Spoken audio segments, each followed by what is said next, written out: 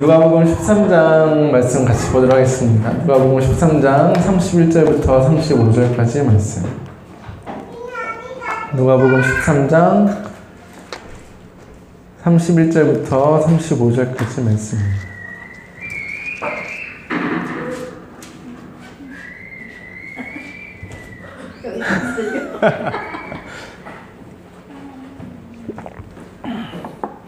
이 안경 새로 산 거 되게 잘 어울린다. 너무 귀엽다. 깜찍하다.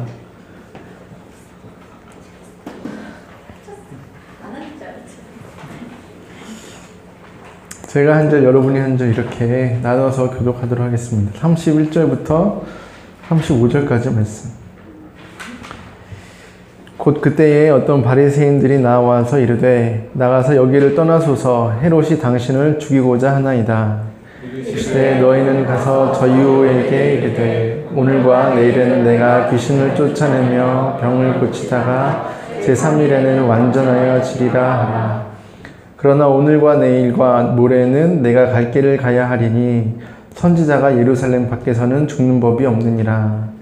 예루살렘아 예루살렘아 선지자들을 죽이고 내게 파송된 자들을 돌로 치는 자여 암탉이 제 새끼를 날개 아래 모음같이 내가 너희 자녀를 모으려 한 일이 몇 번이냐. 그러나 너희가 원하지 아니하였도다. 함께 읽겠습니다. 보라 너희 집이 황폐하여 버림받으리라. 내가 너희에게 이르노니 너희가 주의 이름으로 오시는 이를 찬송하리로다 할 때까지는 나를 보지 못하리라 하시니라. 아멘. 네, 누적 관객 수 1600만 명을 기록하면서 역대 흥행순위 2위를 기록한 영화 극한 직업을 혹시 안 보신 분이 계신가요? 아이고, 안 보신 분이 여기 되게 많이 계시네요. 아, 네. 같이 뽑히나? 네, 여기서 싸우지 마시고요. 지금 감정이 굉장히 많이 담겨있는 목소리를 들었는데 지금까지 이런 맛은 없었다. 이것은 갈비인가 치킨인가. 불철주야 달리고 그러지만 실적은 바닥이고 급기야 해체 위기를 맞은 마약반이 있습니다. 더 이상은 물러설 곳이 없어서 이 팀의 맏형인 고반장 류승룡은 국제범죄조직의 국내 마약을 밀반입 파는 정황을 포착하고 장형사 이한이와 마형사 진선규, 영후, 이동희, 재훈, 공명까지 이렇게 4명의 팀원들과 함께 잠복 수사를 나섭니다. 마약반은 이제 24시간 동안 감시를 하기 위해서 그 범죄 조직이 있는 그 아지트 바로 앞에 그 치킨집을 인수하죠. 그래가지고 이제 위장 취업을 하게 되는데 뜻밖의 절대 미각을 가진 마형사, 그 마형사의 숨은 재능으로 인해서 치킨집은 이래하게 맛집으로 소문이 나기 시작하고 급기야 수사를 할 수 없을 정도로 막 치킨을 3만원 넘게, 한 마리에 3만원 넘게 파는데도 불티나게 팔리는 그런 대박집이 되게 되죠. 어쩌면 고생은 고생대로 하고 욕은 욕대로 먹고 가족들 돌볼 시간은 없고 늘상 신변의 위협을 받는 형사 일을 하는 것보다 대박집 사장님으로 돈을 많이 벌고 사는 게 더 낫겠다 싶습니다. 그런 와중에 분위기를 반전시키는 장면이랑 대사가 등장하는데요. 그 대사는 이렇습니다. 야, 정신 안 차릴래? 우리가 지금 닭 장사하는 거야? 맨날 닭 튀기고 테이블 닦다 보니까 니들이 뭔지 잊어버렸어? 그럼 아예 이참에 사표를 쓰고 본격적으로 닭집을 차리든가 이 자식들아. 이렇게 그 고반장이 대사를 하면서 그 뒤로 이제 반전이 되면서 이야기가 흘러가죠. 물론 당연히 경찰을 접고서 통닭집을 차린다는 것이 어떤 범죄는 아닙니다. 돈을 많이 벌고 부자로 사는 그 직업으로 전향한다는 것이 죄는 아니죠. 그런데 만약에 더 안정적이고 더 나은 삶을 위해서 경찰을 접고 치킨집을 여는 사람들이 많아진다면 소방관을 접고 피자집을 하는 사람들이 더 많아진다면 그런 사람들이 더 많아지는 사회와 그런 사람들이 더 많아지는 나라라면 우리가 사는 세상은 어떻게 될까요? 그렇게 보면 이 사회는 더 안정적이고 더 풍요로운 삶의 목표로 살아가는 사람들보다 어쩌면은 어렵고 힘들고 때로는 위험하고 두려운 일이 닥칠 것이 분명하지만 그럼에도 불구하고 그 길을 가고 그 길에서 버텨내는 사람들로 인해서 유지되고 발전된다는 것을 생각해 볼 수 있습니다.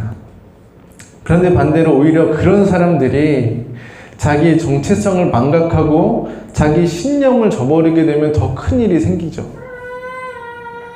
요즘에 저희 그 미용실에서는 클럽 버닝썬 사건이 굉장히 화두가 되거든요. 원장님, 저랑 같이 하는 분 말고 다른 원장님이 되게 관심이 많아서 거기에 관련된 경찰도 오고 막 여기저기 사람들이 오니까 막 많이 물어봐요. 물론 대답은 잘 안 해주죠. 근데 어쨌든 지금 우리가 흐르는 걸 보니까 경찰에서 어떤 유착 관계가 증거로 드러나고 있는 그런 부분들이 보이면서 굉장히 충격적인, 사실 충격도 아니죠. 그런 일들이 너무나도 많이 있었기 때문에 황당하고 있어서는 안 될 일이 드러나고 있는데, 최근 3년간 국가공무원들의 어떤 금품, 향응수수 등 유착행위에 따른 그 징계 현황을 살펴보니까 가장 규모가 큰 경찰이 3년 동안 105건, 약 10일에 한 번꼴로 이 유착관계가 적발이 되는 거죠. 그만큼 경찰이 가장 많았고, 그 다음으로는 국세청, 등등등 2등, 3등 이렇게 막 발견되더라고요. 이런 일들이 경찰만 아니라 의료계에도 자신의 정체성보다는, 의사라는 정체성보다는 돈을 많이 벌기 위해서, 국회에서도, 각처에서도 너무너무 많이 일어나고 있죠. 창피하지만 교계에서도 목사님들이 목사라는 정체성을 잃어버리고, 돈에 대한 문제, 어떤 성적인 문제들로 인해서, 하나님의 이름을 모독하고, 마땅히 해야 할 일들을 하지 못하는 그런 일들이 굉장히 많이 드러나고 있습니다. 돈과 권력이 법이고 정의인 세상, 타락한 욕망이 지배하는 세상이 사실은 성경에서부터 보면 원래 죄로 인해서 타락한 이 세상입니다. 인간의 그 타락한 본성과 인간의 끝이 없는 욕심, 무적행이라고 하죠. 그래서 인간의 욕심은 하나님도 채울 수 없다고 그러잖아요. 그 끝없는 욕심은 우리가 누구이면서 우리가 어떤 존재를 오해하고 망각하게 하면서 헛된 욕망을 쫓아서 짐승처럼 살아가게 합니다. 즉 인간 안에 있는 하나님의 형상을 파괴하고 하나님의 창조 세계와 그 질서를 혼돈과 불의로 몰아넣는, 무너뜨리는 그런 일들을 하죠. 그래서 예수님께서는 그 타락한 세상을 회복시키기 위해서 하나님이 지으신 그 피조물이 피조물답게 하나님이 지으신 대로 존귀하고 정의롭고 평화로운 세상으로 회복시키기 위해서 예수님은 오셨습니다. 그런데 예수님께서도 인간과 같이 육신을 입고 계셨기 때문에 인간이 받는 그 시험들 마찬가지로 겪으셨습니다. 먼저는 우리가 여러분이 다 아시는 것처럼 예수님께서 이제 사역을 막 시작하셨을 때 광야에서 40일 금식하신 이후에 마귀로부터 시험을 받으셨죠. 돌이 떡이 되게 해라. 높은 곳에서 뛰어내려서 천사들이 너를 수종들게 해라. 그리고 천하만국을 보이면서 나에게 절을 해라. 그러면 너에게 이 모든 것을 주겠다. 이런 시험들은 곧 인간의 가장 강한 욕망, 아주 본질적인 욕망, 육신의 정욕, 안목의 정욕, 이생의 자랑, 돈과 권력과 명예를 가지고 예수님을 테스트했던 것입니다. 그래서 예수님께서 메시아로 이 땅에 오셨는데 메시아로서 그 정체성, 그 존재대로 역할을 하지 못하게 그냥 일반 사람들처럼 살아가게 예수님의 사역을 시작도 하지 못하게 그렇게 마귀가 예수님을 유혹한 거죠. 그러나 예수님께서는 말씀으로 그 모든 것들을 물리치고 이기셨습니다. 그리고 오늘 본문에서 사역의 정점에서 이제 곧 십자가의 사역으로 우리의 말씀 누가복음의 본문들이 전환될 텐데 그 클라이막스를 앞두고 또 한 번의 시험이 다가오는 거죠. 첫 번째 시험은 유혹이었다면 이번에는 어쩌면은 공포와 두려움으로 겁박하는, 협박하는, 예수님을 흔드는 시험입니다. 전에는 인간 안에 있는 타락한 욕망이 예수님을 유혹했다면 이제는 그 타락한 욕망이 지배하고 있는 세상의 권력이 예수님을 누르고 그분의 하신 앞길을 막고 그분을 억압하고 그분을 쫓아내려는 거대한 세력이 타락한 욕망의 세력이 거룩한 세력을 짓누르고 뭉개 없애려는 시험이었죠. 그래서 오늘 말씀 31절부터 33절까지 보면은 곧 그때에 어떤 바리새인들이 나와서 이르되 나가서 여기를 떠나소서 헤롯이 당신을 죽이고자 하나이다. 예수님의 생명이 지금 위협받고 있다. 당신이 지금 죽을 위기에 처했다라는 사실을 전해주고 있는 거예요. 언뜻 보면 이 바리새인들은 다른 바리새인들과는 달리 예수님으로 인해서 감명받고 변화받은 착한 바리새인이라고 생각될 수도 있습니다. 물론 그런 사람들이었을 수도 있습니다. 그런데 그것은 사실 어떤지는 몰라요.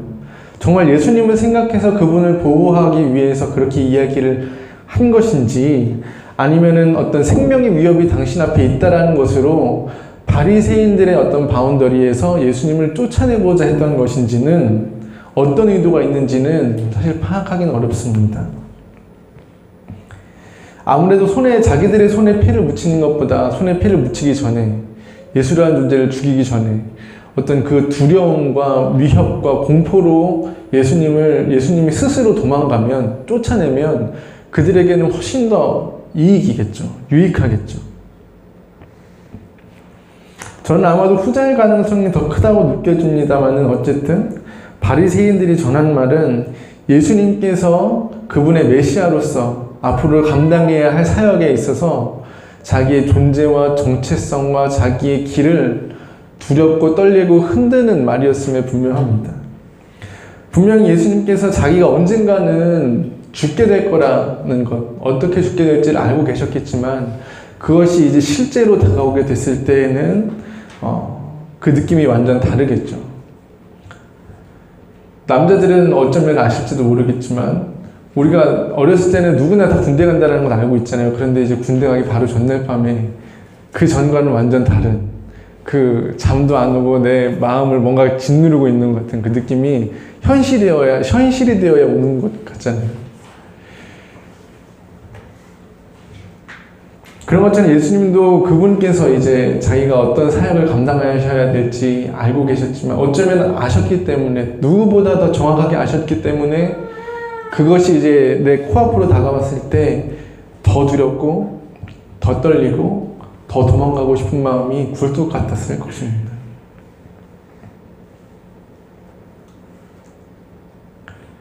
그러나 예수님께서는 그러한 공포, 그러한 두려움, 그러한 불안을 피해서 더 나은 삶을 위해서 도망가거나 피하지 않으시고 자기의 갈 길을 받아들이셨습니다. 우리가 아까 읽었던 말씀에서처럼 그러나 오늘과 내일 모레는 내가 갈 길을 가야 하리니 라고 말하면서 그분이 가실 길을 가셨죠. 하나님과 우리 사이에 있는 담을 허물고 그분이 죽어야지만 그분이 십자가에 돌아가셔야지만 하나님과 우리 사이에 있는 담이 허물어지고 우리에게 새롭고 산 길이 열려지고 그래서 영원한 생명을 주실 수 있다는 것을 아셨기 때문에 그것이 그분의 존재 이유였고 그것이 그분의 사명이었고 그것이 그분의 정체성이었기 때문에 예수님께서는 어떤 일들이 앞으로 벌어질 줄 아셨지만 도망가지 않고 자기 길을 가신 겁니다. 그래서 우리는 그로 인해서 영원한 생명을 선물 받았고 그 위에 하나님의 나라가 건설되어지게 된 것입니다. 이와 비슷한 장면이 성경에 한 군데 더 나오는데요. 사도 바울의 이야기입니다. 사도행전 21장 10절부터 14절까지를 한번 볼까요? 사도행전 21장 10절부터 14절까지 말씀.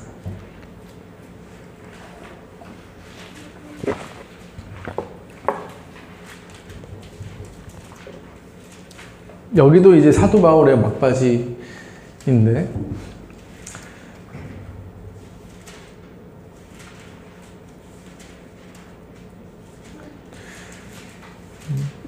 핵심적인 중요한 일들을 앞두고 예수님이든 사도 바울이든 이제 하나님의 나라를 위해서 아주 중요한 일들을 앞두고 많은 시험과 위기와 유혹들이 있는 것이 분명한 것 같습니다. 사도행전 21장 10절부터 14절까지 말씀을 저와 여러분이 한 번씩 나눠서 교독하도록 하겠습니다.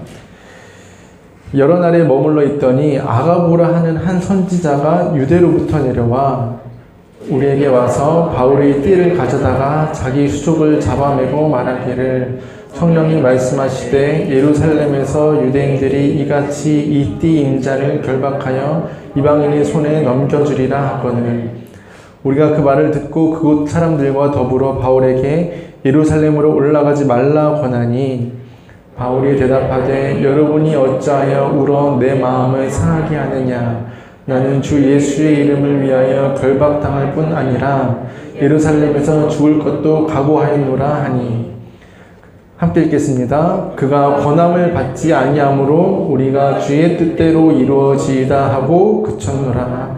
아멘. 여러분 우리가 사주나 점에 대해서 얼마 전에 이야기한 적이 있었는데 사주나 점에 대해서 어떻게 생각하시나요? 믿으시나요?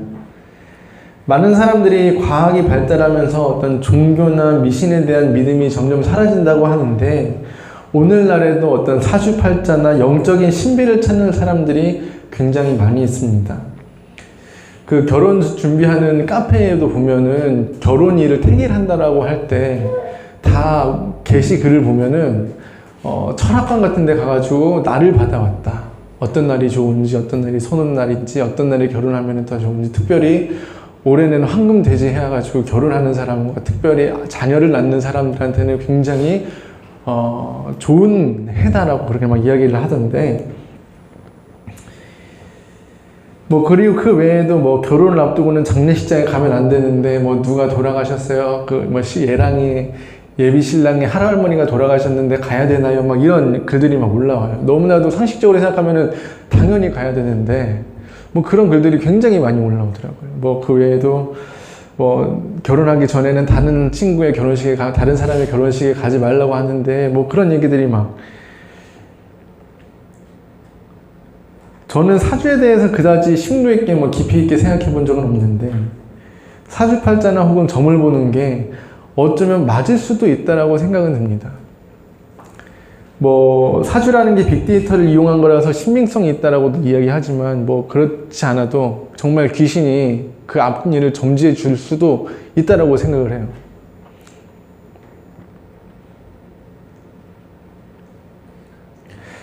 그런데 사주든 점이든 우리가 살아가는 앞날을 안다고 해도 사실 크게 예수를 주님으로 믿는 사람들한테는 별로 의미가 없습니다.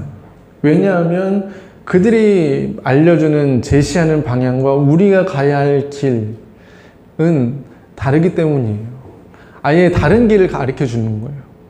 그들이 가르쳐 주는 길은 부산으로 간다라면 우리는 서울로 가는 길, 이렇게 완전히 다른 길을 가기 때문이죠. 추구하는 목적과 방향이 다르기 때문입니다. 사주와 점은 더 나은 삶, 더 풍요로운 삶, 복을 더하고 해를 피하고 그런 삶으로 안정적인 삶을 최고로 추구하고 조언하지만 우리가 믿는 신앙은 우리를 그런 것으로 인도하지 않기 때문입니다. 우리가 믿는 신앙은 우리를 하나님의 뜻과 그분의 역사 속에 거하면서 그 하나님의 역사에 참여하도록 인도하지 우리를 마냥저냥 좋은 게 좋은 길로 그냥 행복한 길로 인도하지 않습니다. 그래서 우리가 종종 듣는 문구를 생각해 보면 우리의 신앙의 목적은 행복이 아니라 거룩이라고 하잖아요. 그래서 오히려 신앙은 우리를 고난과 역경 가운데로 밀어넣기도 합니다. 많은 열매가 맺히기 위해서 한 알의 땅에 떨어져서 썩는 밀이 되라고 요구하기도 합니다. 주어지는 삶 안에서 하나님의 뜻을 지키고 드러내는 길로 우리를 인도하는 것이지 신앙이 우리를 다른 어떤 종교나 다른 어떤 미신의 신앙처럼 우리를 그냥 단순히 행복하고 안정적이고 풍요로운 길로 인도하지 않습니다. 오늘 우리가 읽었던 예수님의 이야기나 바울의 이야기도 그런 거 아니겠어요? 어쩌면은 의도치 않게 바울은 자기의 사주를 보는 거예요. 아가부라는 예언자가 예언을 해준 거죠. 바울, 너가 지금 예루살렘에 가면 너는 결박당하고 고난받고 어려운 일을 당하게 될 거다. 그러니까 주변에 있던 사람들, 장로들이 바울을 말려요. 가지 말아라. 그게 아주 당연한 거 아니겠어요? 고난과 어려움이 거기에 기다리고 있으니까 가지 마라. 그런데 바울은 자기의 정체성과 신념을 뚜렷이 가지고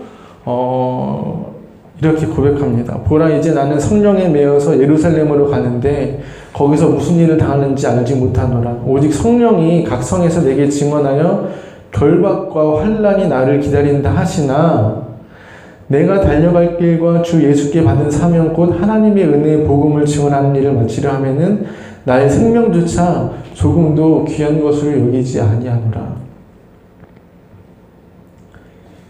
한때 막 그런 것도 있었어요. 기독교 무당이라고 해가지고 기도원에 가가지고 뭐 기도원에 있는 유명한 뭐 기도원 원장님이나 권사님들 찾아가서 기도를 받으면 앞으로 어떤 일이 생겨가지고 어떻게 일이 풀리고 기독교 무당이라고 하죠.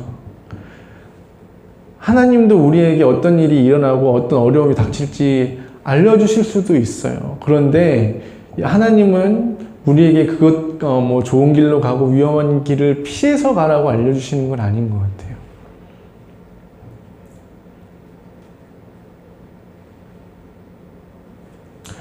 바울의 선택과 결정은 앞으로 어떤 일이 일어나든지 간에 그것에 이미 그 일이 정해져 있다라고 해도 바울의 선택은 그것이 어떻든지 간에 선택이 변하지 않고 다만 주 예수께서 자기에게 주신 사명,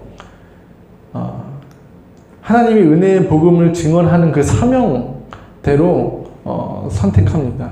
내가 가야 할 길이라면 거기에 환난이 있어도 간다. 예수님께서 내가 갈 길을 가야 하니라고 말씀하신 것과 같은 거죠. 이것이 바울과 예수님의 정체성이고 신념입니다. 그래서 그 앞에 고난과 환난과 십자가와 순교가 있어도 갈 길을 가셨고 그래서 오늘 우리에게 생명이 주어졌고 전해졌고 허락되었습니다. 그래서 오늘날 우리가 그 하나님과의 깊은 교제와 하나님의 나라를 전하고 하나님의 나라를 미리 맛볼 수 있는 것입니다.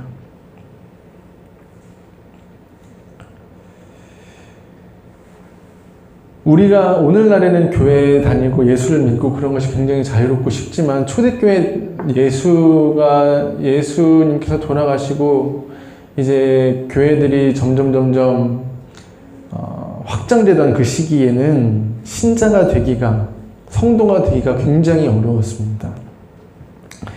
예수를 믿고 그리스도인이 된다는 것은 어떤 돈과 권력과는 멀어지고 단절된다는 것을 의미했습니다. 소외당하기 일쑤였고 목숨까지 내놓아야 되는 위기에 처하기를 맞이하지 않는다라는 의미였습니다. 게다가 성도가 되기 위해서는 세례를 받으려면 아주 까다롭고 불친절한 절차를 거쳐야 했습니다. 그 사람이 혹시 내부 침입자는 아닌지 의심부터 먼저 받아야 됐으며 회심의 확인을 받기 위한 훈련과 검증의 절차가 3년이 걸렸습니다. 왜냐하면 그 당시에 그리스도교는 사교 집단이라고 해가지고 이단시 취급돼서 거의 벌레처럼 박멸되어지던 때였기 때문에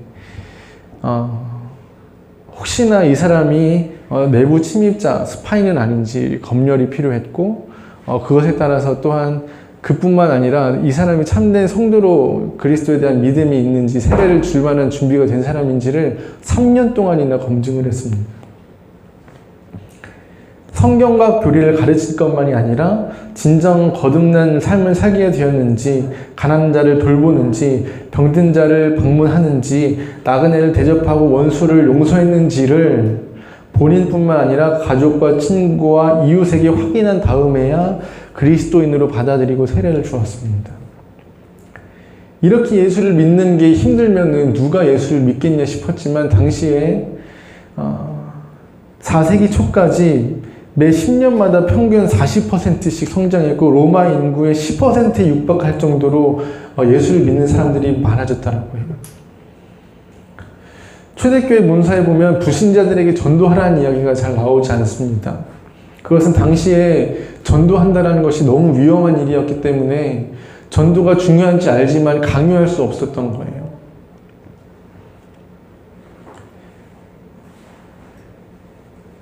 적발되면 끔찍한 일을 당하거나 모든 것을 빼앗기고 가족들과 함께 쫓겨나거나 죽는 일들이 있었기 때문에 구두로 전도하라는 것은 사실 굉장히 위험한 일이어서 그랬었던 것 같습니다.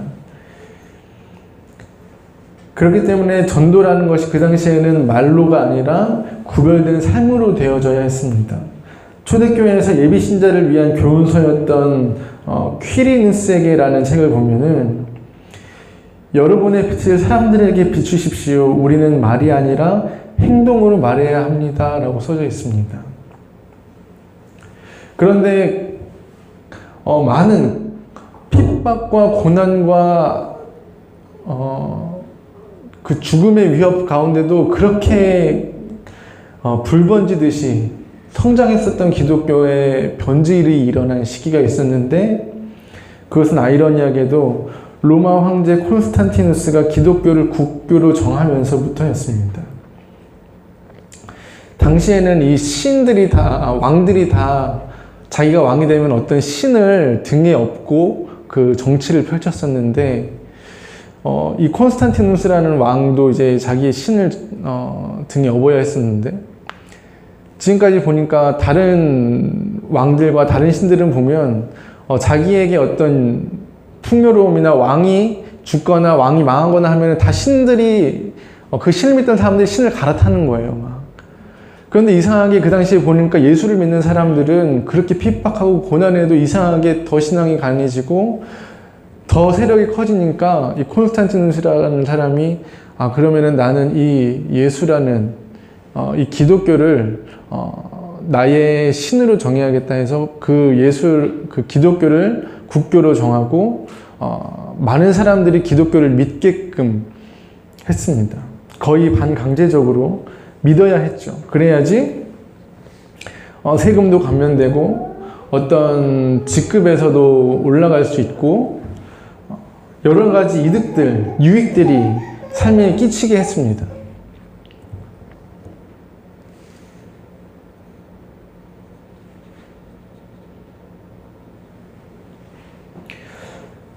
박해를 받는 기독교가 오히려 이제는 박해를 하는 기독교가 되었고 기독교 교인이 되지 않으면 살기 힘든 시대가 도래하면서 예수를 믿지 않아도 교회에 앉아서 예배드리고 그들은 이 교회 안에 앉아있지만 예수가 아닌 다른 것에 제사보다는 제밥에 더 관심을 많이 갖게 되면서 거기 안에 많은 잡동 쓰레기 같은 교리와 쓰레기 같은 사상들이 많이 유입되었습니다.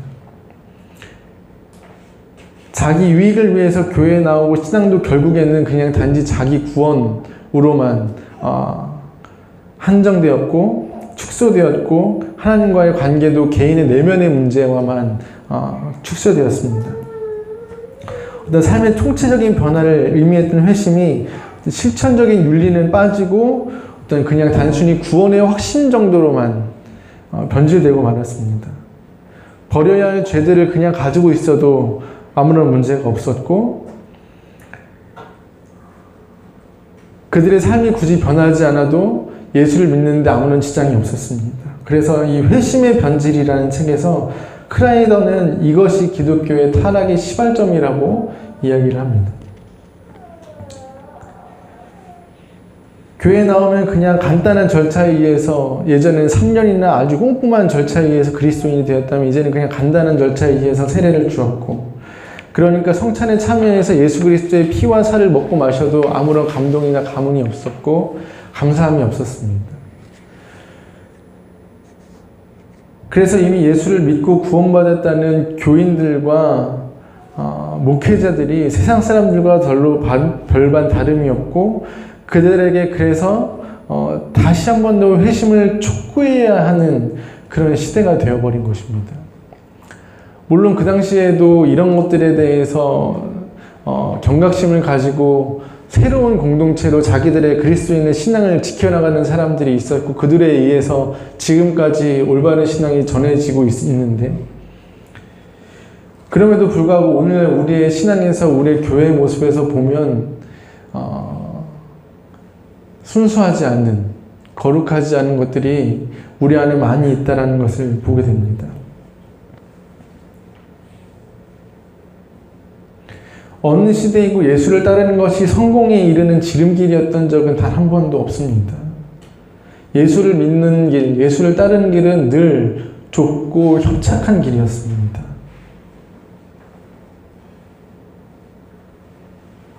여러분의 신앙의 정체성은 어떻습니까? 많은 신앙인들은 기독교를 믿는다고 하면서 사실 기독교적이지 않은 삶과 신앙을 가지고 있는 것을 봅니다. 미용실에서 원장님이 오는 손님들마다 제가 전도사님이라고 얘기를 해요. 그런데 교회를 안 다니는 사람들이 훨씬 더 많거든요. 전도사가 뭔지도 모르고 그러냐고 교회에서 일을 한다 그러면 그럼 이제 그때부터 굉장히 민망한 상황이 발생해요. 자기가 옛날에 교회 갔었는데 자기가 그 목사가 엄청나게 비싼 시계를 흔들면서 이 시계를 누가 선물해 줬다더라. 자기가 무슨 차를 바꿨는데 누가 선물해 줬다더라. 그런 얘기를 듣고 안 나온다. 어떤 사람은 자기의 친척 누가 목사랑 바람이 나가지고 그런 얘기를 민망한 저는 그냥 옆에서 죄인이 되는 거예요. 할 말이 없어요.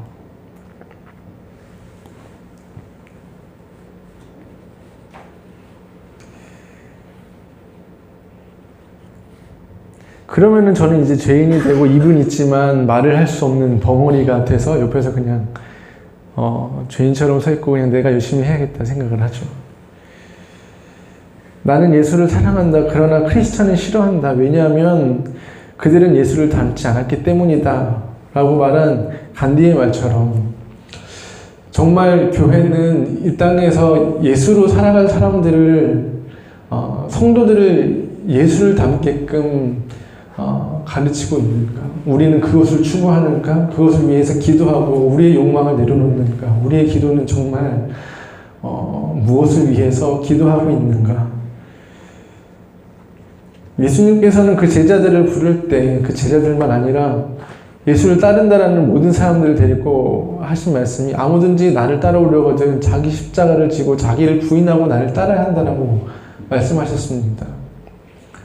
아무든지 누구든지 나를 따른다라 남녀노소 지위고하를 막론하고 누구든지 나를 따를 수 있는데 아무렇게나 나를 따를 수는 없다.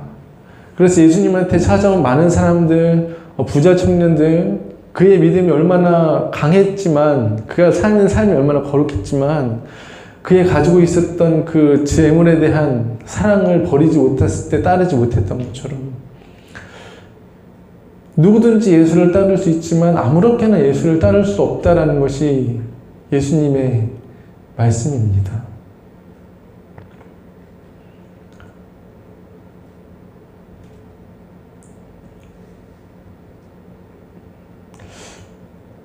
이미 많은 사람들이 교회 SNS나 유튜브나 이런 매체들을 통해서 복음을 들을 수 있는 기회는 많고 복음을 많이 들어왔습니다. 그런데 정작 복음대로 사는 사람들을 만나지 못했기 때문에 말씀이 육체가 되어서 우리 가운데 거하는 경험을 한 적이 없기 때문에 하나님에 대해서 오해하고 그 사랑이 많으시고 인자와 자비가 풍성하시고 정의로우신 하나님에 대해서 오해하고 그분께 나아가는 것을 오히려 우리가 방해하고 있지는 않는지 우리의 신앙과 성도의 정체성과 우리의 갈 길과 성도의 가야 할 길을 되돌아봐야 하는 시기인 것 같습니다. 늘 우리의 육을 쳐서 영을 복종시키고 우리의 생각을 주님 앞으로 인도하는 일들이 있어야겠습니다. 우리 이 시간에 찬양하고 기도할 텐데 약한 나로 강하게 이 찬양할 때 그분이 두려움과 떨리지만 무서움과 불안이 있지만 그럼에도 불구하고 십자가의 길로 가신 그 용기를 우리에게도 달라는 기도, 그러한 마음으로 찬양했으면 좋겠습니다. 그분의 그 마음이 우리에게도 와서 우리의 약한 나를 강하게 하시고 그리스도의 이름을 호산나 부르게 하시고 우리를 통하여서 많은 이들이 하나님을 보게 하여 달라는, 먼저 우리에게 그 은혜와 그 예수님의 그 우리를 향한 사랑이, 마음이 부어지게 해달라고 우리 그렇게 찬양하면서 또한 기도했으면 좋겠습니다. 약한 나로 함께 찬양하겠습니다.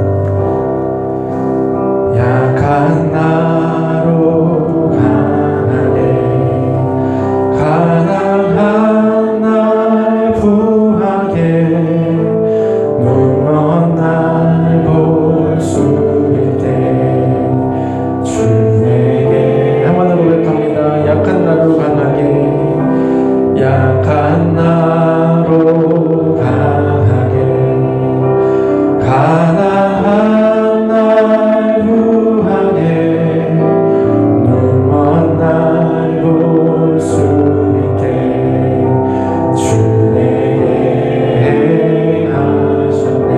호산나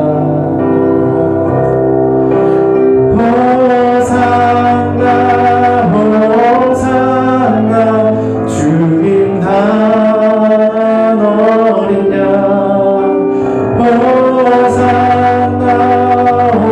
호산나 예수 다시 호산나 호산나 호산나 호산나 주님 단 어린 양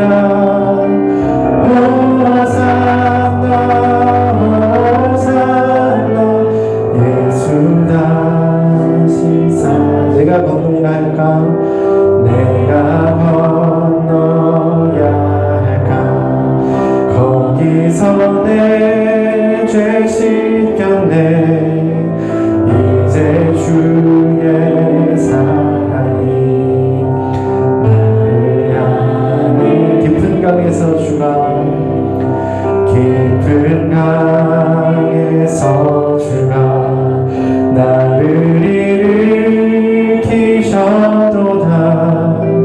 구원의 노래 부르리 예수 자유 주셨네.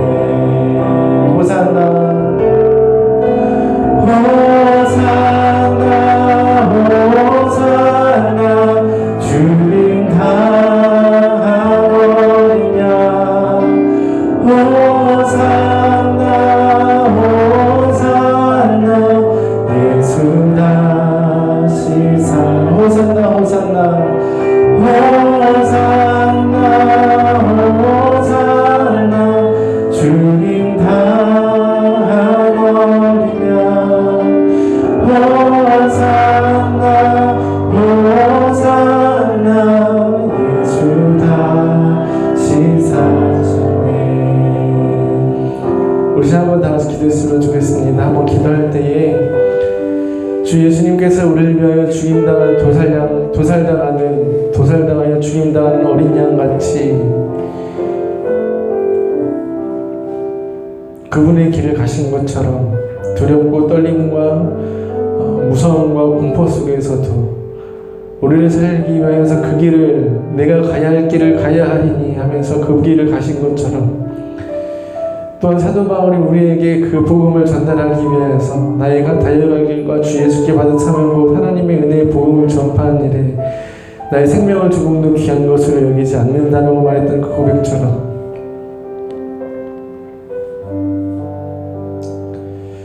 주님, 우리가 지금 그렇게 고백할 수 없지만 주님, 우리에게 우리 약한 마음에 주님의 그 강하신 사랑과 강하신 마음을 주시기를 원합니다. 우리를 통하여서 자유를 얻고 생명을 얻고 참된 기쁨을 얻고 참된 주님과의 평안을 얻는 자들이 우리의 헌신을 통해서 우리 삶을 통해서 우리의 두려움과 불안과 어려움을 극복하는 용기를 통해서 나타나기를 원합니다. 주님, 우리의 신앙을 다시 한번 돌아보고 성도의 존재와 정체성을 돌아보고 우리가 가야 할 길을 다시 한번 더 생각해 봅니다. 주님, 우리에게 힘과 용기 주시고 바른 길로 가는 발걸음을 인도하여 달라고 우리 먼저 그렇게 기도했으면 좋겠습니다. 다 같이 기도하시겠습니다. 하나님 감사합니다. 하나님, 우리는 우리의 생과 우리의 더 나은 삶, 더 풍요로운 삶으로 하나님 우리의 갈 길을 통하고 달려가고 있는 것을 봅니다. 하지만 주님, 주님의 피로, 주님의 그 생명의 값으로 살고 우리가 단순히 우리의 갈 길만을 위해서 걸어가는 거 아니라 우리에게 주신 그 생명을 전달하는 생명의 전달자로, 복음의 전달자로 살아가게 하시고, 그렇게 살아갈 때에 하나님 우리 인생의 참된 가치와 즐거움을 깨달아 알게 하시고, 하나님 그로 인해서 우리를 통해서 많은 자들이 주님 생명과 기쁨을 얻고 참된 평안을 얻고 살아갈 깨달을 수 있도록 성령 하나님 함께 해주시옵소서.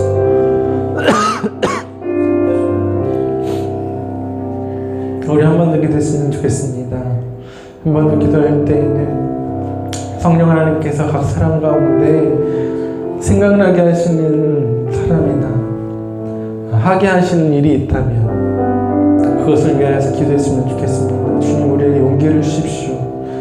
주님, 우리에게 지혜를 주십시오. 주님, 우리에게 그 무엇보다 사랑을 주십시오. 사랑은 허다한 죄를 덮습니다. 우리에게 사랑은 참된 용기가 됩니다. 우리가 가진 사랑 할 수 없습니다. 주님께서 우리에게 부어주신 사랑을 생각할 때에 주님 능히 이겨내고 할 수 있음을 믿사오니 주님 우리 가운데 사랑을 부어주시고 능히 행할 용기와 지혜 더해달라고 우리 이 시간에 한 번만 기도했으면 좋겠습니다. 기도하시겠습니다. 하나님, 우리가 간절히 바라고 원합니다. 하나님, 우리에게 달려갈 길 주님 보여주시고 주님 마땅히 기도해야 할 사람, 만나야 할 사람, 우리가 용기를 내야 할 사람, 지혜로 나가야 할 사람, 주님 그 입 가운데, 입술 가운데 그 이름을 넣어주셔서 하나님 우리가 그들 위해서 기도하고 그들 위해서 만나고 우리의 삶을 드릴 때에 하나님 우리를 통해서 하나님의 나라가 그 가운데 임하고 하나님 또한 그를 통하여서 하나님의 나라가 전달되어질 수 있도록 하나님 우리의 일을 통하여서 또한 하나님 전달될 수 있도록 하나님 우리의 사랑을 통하여서 전달될 수 있도록 하나님 우리 가운데 아버지의 마음 보여주시고